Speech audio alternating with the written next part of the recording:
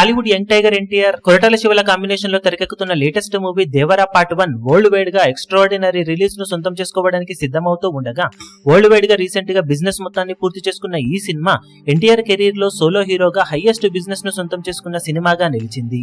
Overall గా తెలుగు రాష్ట్రాలలో 112.55 కోట్ల బిజినెస్ అందుకున్న ఈ సినిమా వరల్డ్ వైడ్ గా 182.55 కోట్ల రేంజ్ లో ప్రీ రిలీజ్ బిజినెస్ ను సాధించింది. దాంతో తెలుగు రాష్ట్రాల్లో ఓవరాల్ గా ఆల్ టైమ్ టాప్ 7 ప్లేస్ లో బిజినెస్ ను సొంతం చేసుకున్న ఈ సినిమా వరల్డ్ వైడ్ గా ఏ ప్లేస్ లో బిజినెస్ ను సొంతం చేసుకుంది అన్నది ఆసక్తికరంగా మారగా ఫస్ట్ ప్లేస్ లో ఆర్ఆర్ఆర్ మూవీ 451 కోట్ల బిజినెస్ ను అందుకుంటే సెకండ్ ప్లేస్ లో కల్కి మూవీ 370 కోట్ల బిజినెస్ ను సాధించింది. మూడో ప్లేస్ లో బాహుబలి 2 352 కోట్ల బిజినెస్ ను అందుకుంటే నాలుగో ప్లేస్ లో సలార్ మూవీ 345 కోట్ల బిజినెస్ ను సాధించింది.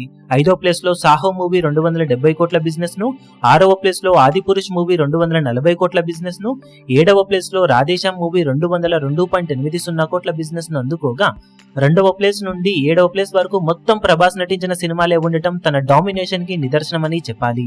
ఇక ఎనిమిదవ ప్లేస్ లో సైరా నరసింహారెడ్డి 187.25 కోట్ల బిజినెస్ ను సాధించగా ఇప్పుడు దేవరా పార్ట్ 1 మూవీ 182.55 కోట్ల బిజినెస్ తో టాప్ 9 ప్లేస్ ను అందుకుంది. పదవ ప్లేస్ లో పుష్ప పార్ట్ 1 మూవీ 144.9 కోట్ల బిజినెస్ ను సాధించి ఓవరాల్ గా టాప్ 10 ప్లేస్లలో నిలిచాయి.